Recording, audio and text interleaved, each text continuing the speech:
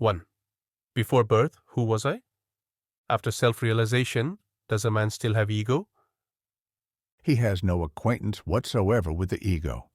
So long as one identifies with form, the ego is there.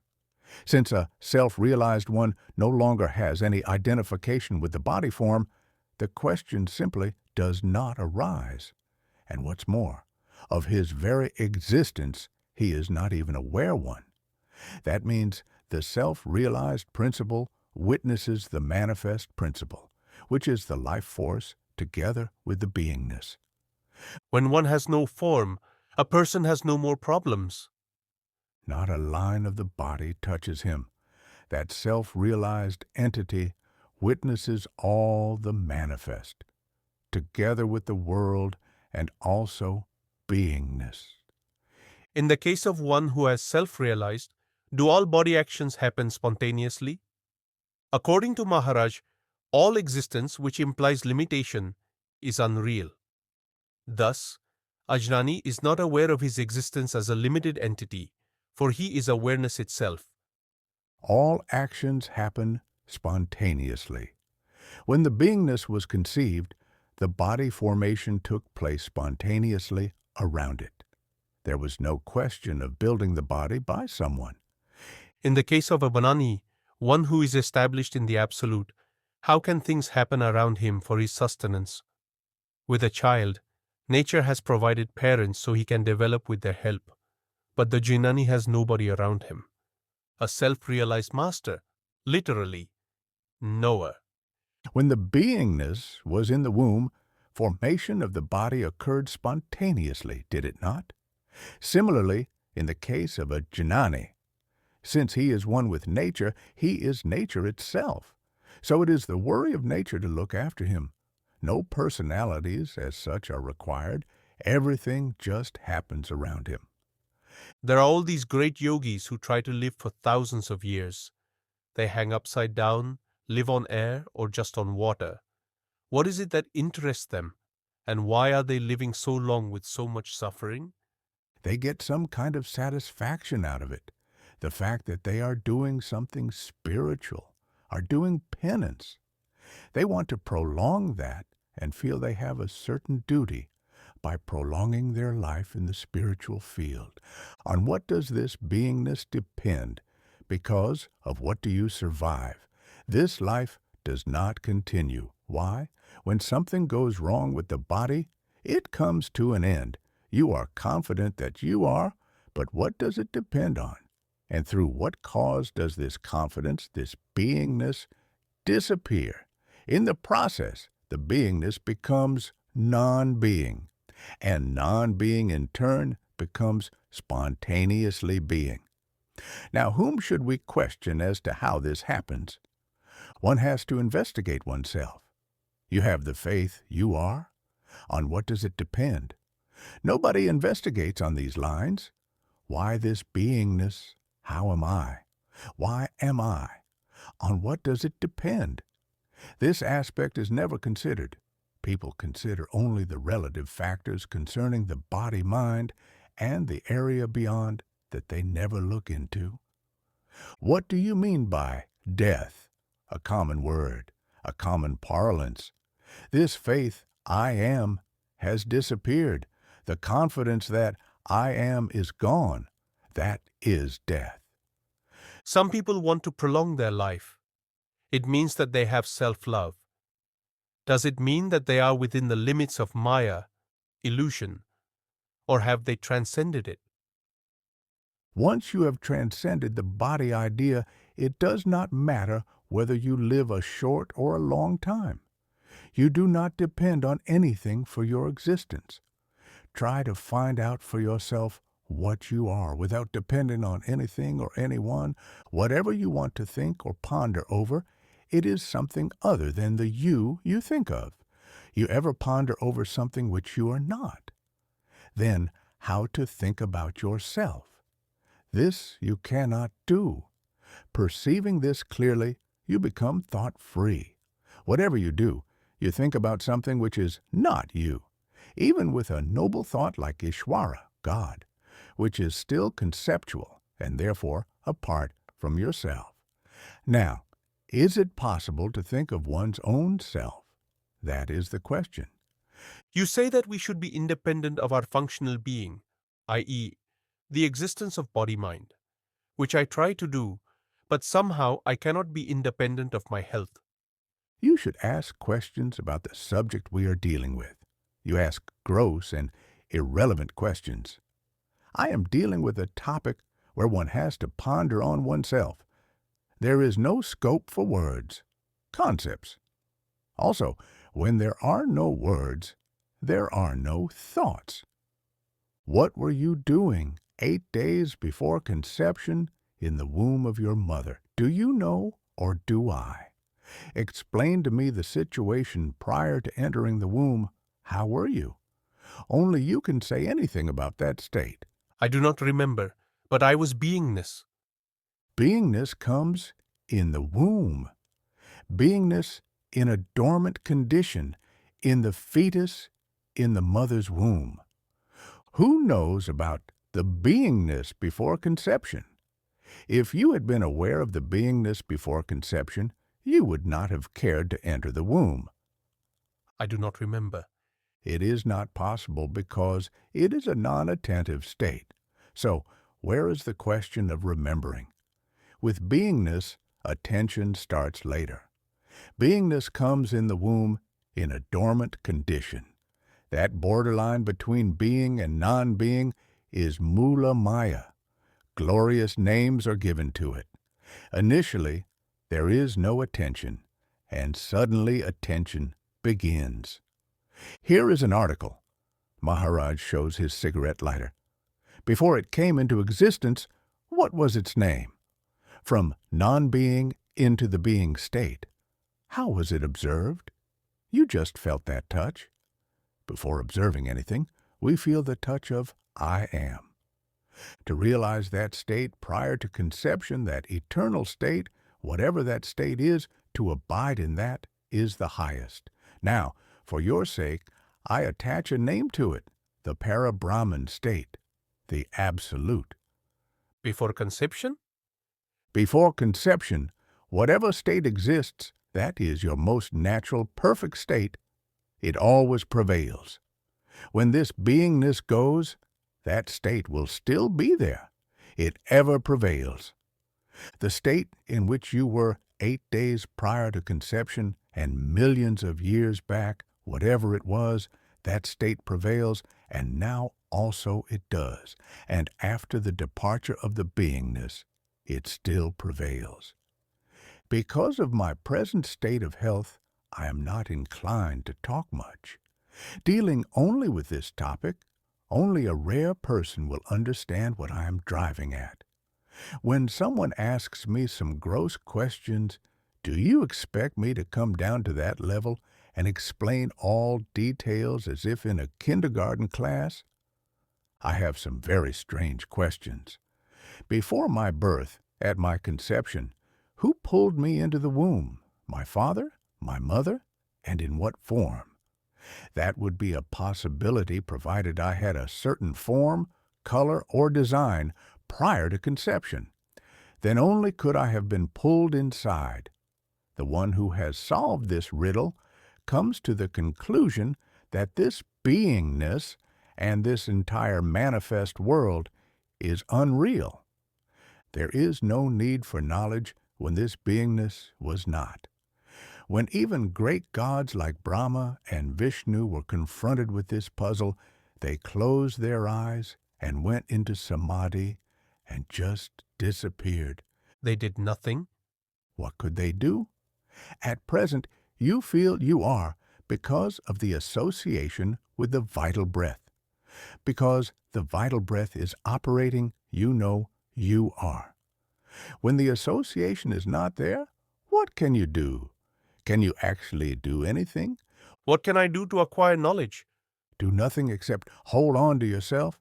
Just be in that beingness. Then it will tell you how beingness turns into non-beingness. Therefore, I tell you just one thing. Catch hold of that touch of I amness only, that beingness. Dwell on it and contemplate on that only. The best thing to do is to be there in that I am state. To be is meditation. There is no be there, just be. Is it possible the whole day? Any special meditation? Who says for the whole day? Who else can say for the whole day except the beingness? It can capture everything in this contemplation, but it cannot capture itself. Is karma a problem which we create? The one which has created you has created this karma, and the problems of karma, so that you involve yourself in it. Who has created you?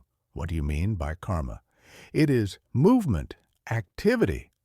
As long as one is subject to karma, one encounters it and it appears as something real. But is it not actually an illusion? I try to keep you trapped as though you were in the womb. If you listen to me carefully and quietly, everything will be sprouting. It is a common mistake, a blunder, that we have become identified with the body form, The last mistake? the first and the last. Again, remember the words which I have spoken earlier. The seed which has created this body and everything else, so long as it is alive, moist, you will explain these words. Once that seed is gone, you are in eternity only in your eternal state. Out of a very small seed, a very big tree grows into the sky. Similarly, this small seed, this beingness, I-amness touch, out of that seed, all this manifest world is created. At this point, there is no energy left in the words. Therefore, you cannot further express it verbally. My ego, my body, the other bodies of the egos here in this room, what they are hearing are all concepts, movements in this beingness. Is this correct? Yes, if you want to understand more clearly, take the example of a dream, your dream. Since I am touching on the highest aspects of knowledge, I am not in a position to reply to any gross questions. If somebody talks or asks questions, I am not going to challenge him, because to him, from his standpoint and from his level, those are correct questions. Right now, if I have to be interested in a state at all, it is that state 8 days prior to conception, the Parabrahman state. Yesterday the word ego was used, as also today. On what level is this ego attached, and when? Everything is most sacred and most unsacred. The question of sacred and unsacred is there so long as that beingness is there. If the beingness is not, where is the question of sacredness or not? You meet some persons and call them very knowledgeable. They will tell you that in the next birth you will be a great king, and in the birth after that a still greater king. When such advice is given, the listener is very happy, very contented. Self-love is the underlying illusion, but nobody wants to admit that. Nobody wants to give up his beingness, his I am knowledge. Suppose the following question is directed to an intelligent person. Prior to conception, how were you? This person would reply as follows. I was in a dormant condition in the essences of my parents. That would be how a smart person would reply. It is, however, based on the conventional outlook, and if you trace it further to the parents, etc., you will have an infinite regression on your hands. Therefore, this principle, which has no form but is only the knowledge in a dormant condition, if you trace it to its source, it goes back to eternity. That is why the principle is eternal. Now, I will give you 2 clues for further investigation. One is to establish yourself in that state prior to conception, and the other is that you wrap yourself up in the traditional concept of the parents.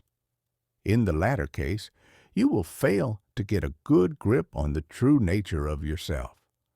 The conventional knowledge is not destroyed, but there is no need for it, because basically it is unreal. It is untruth. Whatever an ignorant child or an accomplished sage says, both are correct. I can give you another concept. Who is the perfect principle or the personality that existed prior to the birth of anybody? Here again is a similarity between a child in the cradle and a perfect Jnanani.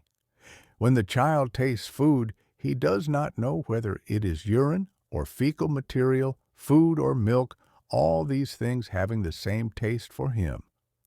How does the child know himself in that state? Only he knows. Now, what do you want to say about the child and the Jnanani? I believe it is important to become a child, to drop all the attachments. Where is the question of giving up, renouncing everything? It has come about spontaneously. You do not have to throw out anything. You have to understand only. You are compelled to suffer or experience only because of the appearance of the beingness. Did you go and catch hold of the beingness? It has come about spontaneously. Is the child catching hold of something? Has he caught any concepts, ideas, or an ego? A Jnanani, having understood this state of beingness in all its play, has transcended it and abides in the state prior to conception. He dwells ever in that perfect state, whether the beingness appears or disappears. During your life, you have accomplished so many things. You had so many identities, and all these identities and that understanding have left you. Finally, with what identity will you die? If you have understood what you really are, is there any necessity for spiritual pursuits? In reality, no. I ask myself why I am here. What is the reason? I know only too well there is ignorance in me. I think the reason I came here is to get help to destroy that ignorance. Your ignorance is gone. Now, describe, what do you mean by ignorance?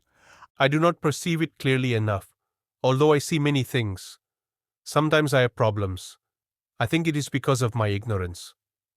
The waking state, sleep, beingness, all this experience combined is ignorance only. That ignorance termed as birth means these three. Once you know this, you can do anything.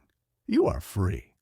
When you know the false as false, then you do not have to worship at all. Any idea of doership, that things happen because you do something, also goes away. Prior to the appearance of this beingness, you were purely Parabrahman, the Absolute. The Jnanani does not give importance to this waking, sleeping, and beingness. Just as you are not afraid of a serpent made out of rubber, so in a similar way, the Jnanani has no interest in this waking state and beingness. Is it all the same? Will you make use of this knowledge? To see and affirm it as false, need you make any effort? You can see anything without effort. Once you know the ignorance, then there is no effort, because you have dismissed it as ignorance, and there is no registration of it for future reference. What are you suffering or experiencing? The name of this body form and its associations and that beingness? If you ponder over it, you will have the instant solution. You have talked about the state of conception. Also that we are in the eternal Parabrahman state. But what is karma? Is it a variant of that eternal state? There is no karma in the state of Parabrahman. Where is the question of karma? But you are talking about conception, body-mind. Who has entered the body-mind form? We. Now the space has entered in this room, the space is there. Why and how has the space entered this room?